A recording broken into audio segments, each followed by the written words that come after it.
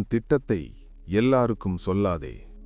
சாணக்கியர் சொன்ன ரகசியம் உங்களுக்காக. இப்படி செய்தால் உன் வாழ்க்கை திசை மாறும். சாணக்கிய உளவியல். ஒரு சின்ன கேள்வியோட ஆரம்பிக்கிறேன். நீ உன் ஃபியூச்சர் பிளானை யாருக்கிட்ட சொல்ற?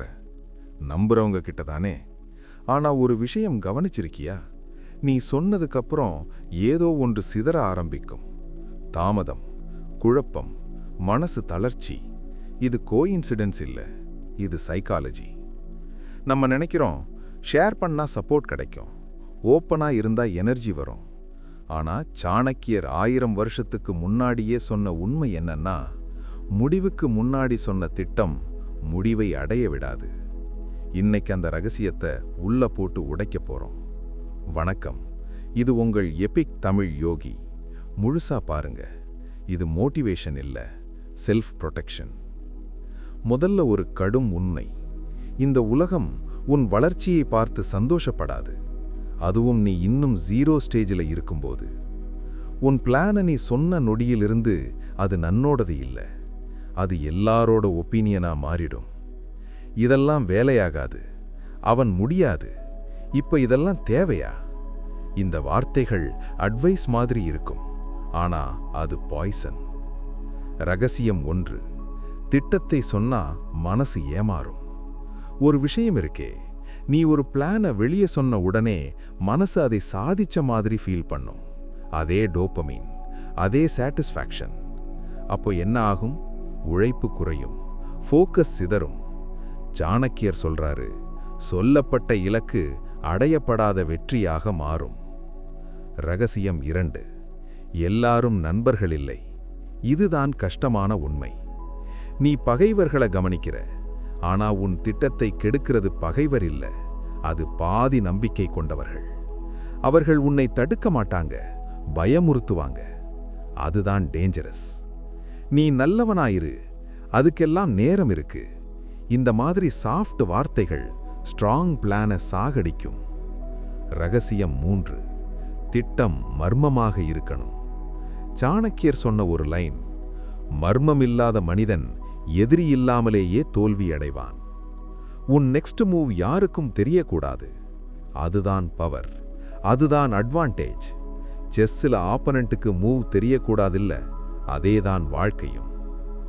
ரகசியம் 4. வாய்ப்பு வர்றதுக்கு முன்னாடி பேசாதே. நீ ஆரம்பிக்க முன்னாடியே நான் இதை பண்ண போறேன்னு சொன்னா உன் செயல் பிராமிஸா மாறும். பிராமிஸ் ஃபுல்ஃபில் ஆகலேனா ரெஸ்பெக்ட் போகும். உளவியல் சொல்றது, முடிவு முதல்ல வரணும், விளக்கம் அப்புறம். ரகசியம் 5. செயல் பேசட்டும். நீ வேலை செய்யும்போது அமைதியாயிரு. ரிசல்ட் வந்ததும் ஒரே ஒரு சென்டென்ஸ் போதும். அப்போ உன் வார்த்தை ஜஸ்ட் பேச்சா இருக்காது, அது அத்தாரிட்டியா இருக்கும். சாணக்கியர் சொல்றாரு, முன்னாடி பேசுறவன் அனுமதி கேட்கிறவன், முடிச்சு காட்டுறவன் உத்தரவு போடுறவன். ரகசியம் 6. திட்டத்தை எல்லாரும் புரிஞ்சுக்க வேண்டிய அவசியமில்லை. நீ எக்ஸ்பிளைன் பண்ண ஆரம்பிச்சா நீ ஆல்ரெடி டிஃபென்சிவ் மோட்ல இருக்கிறவனுக்கு பவர் இருக்காது. உன் பாதை உனக்கு மட்டும் புரிஞ்சா போதும், முடிவை எல்லாரும் புரிஞ்சுப்பாங்க. ரகசியம் 7. அமைதிதான் பாதுகாப்பு. எல்லாருக்கும் அப்டேட் கொடுக்காதே, ப்ராக்ரஸ் ரிப்போர்ட் போடாதே, சைலன்ஸ்ல பில்டு பண்ணு. சாணக்கிய உளவியலின் உச்சம் இதுதான். உன் வாழ்க்கை பேச ஆரம்பிக்கும் வரை நீ பேசாதே. ரகசியம் 18. உன் திட்டத்தை கேட்பவர்கள் எல்லாரும் உன் நலனை நினைப்பவர்கள் இல்லை. சிலர் கேட்பது உன்னை புரிந்து கொள்ள இல்லை, உன்னை அளவிட. என்ன பண்ண போற? அடுத்த ஸ்டெப் என்ன? இந்த கேள்விகள் கேர் மாதிரி இருக்கும், ஆனா பல நேரம் அது கியூரியாசிட்டி இல்லை, கம்பேரிசன். சாணக்கியர் சொல்றாரு, உன்னை அளவிட முயற்சி செய்பவன் ஒரு நாள் உன்னை தடுக்கவும் முயற்சி செய்வான். ரகசியம் 9. அமைதியா வளர்றவன்தான் அச்சுறுத்தலா மாறுவான். நீ எல்லாருக்கும் அப்டேட் கொடுத்தா நீ பிரெடிக்டபிளான மனிதன் கண்ட்ரோல் செய்ய ஈஸி. ஆனா யாரும் எதிர்பார்க்காத நொடியில் ரிசல்ட் கொண்டு வர்றவன் டேஞ்சரஸ். சாணக்கிய உளவியல் சொல்றது, பவர் லவ்ஸ் சைலன்ஸ். ரகசியம் 10. உன் திட்டத்தை சொல்லாமல் இருப்பது பயமல்ல, அது ஒழுக்கம். டிசிப்ளின் இல்லாதவன் பேசிக்கிட்டே இருப்பான். டிசிப்ளின் உள்ளவன் வேலை செய்து கொண்டே இருப்பான். சாணக்கியர் சொன்ன ஷார்ப் லைன்: வாயை கட்டுப்படுத்த முடியாதவன் வாழ்க்கையையும் கட்டுப்படுத்த முடியாது. ரகசியம் 11: நீ தனியா இருந்தாதான் உன் பாதை தெளிவா தெரியும். அதிக குரல்கள் டைரக்ஷனை கொல்லும். ஒரே ஒரு இன்னர் வாய்ஸ் போதும். அது தெளிவா இருந்தா முழு உலகமே பின்னாடி வரும். ரகசியம் 12: முடிவு வந்ததுக்கப்புறமே உன் கதையை சொல்லு. அதுவரை சைலன்ஸ் தான் உன் ஆர்மர். உன் வாழ்க்கை பேச ஆரம்பிக்கும் வரை நீ பேசாதே. ரகசியம் 13: அமைதியில் இருப்பவன் சோம்பேறி இல்லை, அவன் ரீசார்ஜ் ஆகிறவன். உலகம் நினைக்கும் இவன் எதுவும் பண்ணல. ஆனா உண்மை என்னன்னா, அவன் உள்ளுக்குள்ள புயல் பில்டாகிக்கிட்டு இருக்கும். சாணக்கியர் சொல்றாரு, அமைதி என்பது ஓய்வல்ல, அது தயாரிப்பு. ரகசியம் 14: உன் நெக்ஸ்ட் மூவை உன் ஷேடோக்கும் சொல்லாதே. நீ ஒருத்தர்கிட்ட சொன்னா அவன் இன்னொருத்தர்கிட்ட சொல்லுவான். அவன் நல்லவனா இருந்தாலும் அவன் வாய்க்கு கட்டுப்பாடு இருக்காது.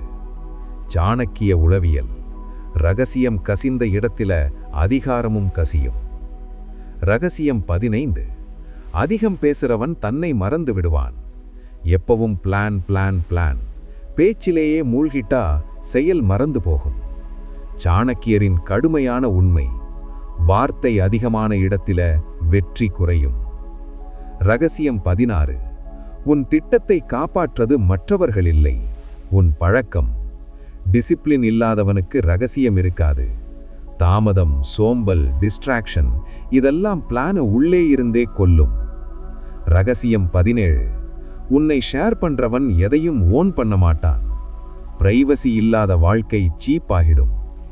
சாணக்கியர் சொன்ன டீப் லைன்: மதிப்பு மறைக்கப்பட்ட இடத்தில்தான் பிறக்கும். ரகசியம் 18: உன்னை அண்டர் எஸ்டிமேட் பண்ணவிடு, அது உன் அட்வான்டேஜ். அவர்கள் நினைப்பாங்க இவன் எதுவுமாக மாட்டான். அந்த நிம்மதியில்தான் நீ உயரத்துக்கு போகணும். சாணக்கிய உளவியல்: எதிரியின் அலட்சியம் உன் ரகசிய ஆயுதம். ரகசியம் 19: உன் அமைதி சிலருக்கு எரிச்சலாயிருக்கும். ஏன்னா அவர்கள் எல்லாம் எக்ஸ்பிளைன் பண்ணிக்கிட்டு இருக்காங்க, நீ மட்டும் ஒர்க் பண்ணிக்கிட்டு இருக்க. சாணக்கியர் சொல்றாரு, அமைதியான மனிதன் பலரின் தூக்கத்தை கெடுப்பான். ரகசியம் 20: முடிவு வந்ததும் அதிகமாக பேசாதே. ஒரு லைன் போதும், ஒரு செயல் போதும். அப்பதான் உன் வார்த்தைக்கு இடை வரும். சாணக்கிய உளவியலின் இறுதி மந்திரம்: பேசாமல் கட்டு, காட்டும்போது உலகம் நடுங்கும். ஏன் உன் திட்டத்தை எல்லாருக்கும் சொல்லக்கூடாதுன்னு தெரிஞ்சுக்கிட்டோம். அமைதி ஈக்குவல்ஸ் பாதுகாப்பு, ரகசியம் ஈக்குவல்ஸ் சக்தி, முடிவு ஈக்குவல்ஸ் உத்தரவு. நீ பேசுறவனாக இராதே, முடிவு காற்றவனாக இரு. நீங்க இந்த விஸ்டமை விரும்பினா உங்க எபிக் தமிழ் யோகி ஃபேமிலியில சேர்ந்து சப்ஸ்கிரைப் பண்ணுங்க மற்றும் பெல் ஐகானை அழுத்துங்க. புதிய வீடியோக்கள், முதல் நெறிமுறைகள், உளவியல் பாடங்கள், சீக்ரெட் ஸ்ட்ராட்டஜிஸ் எல்லாம் சீராக பெற. வணக்கம். இது உங்கள் எபிக் தமிழ் யோகி.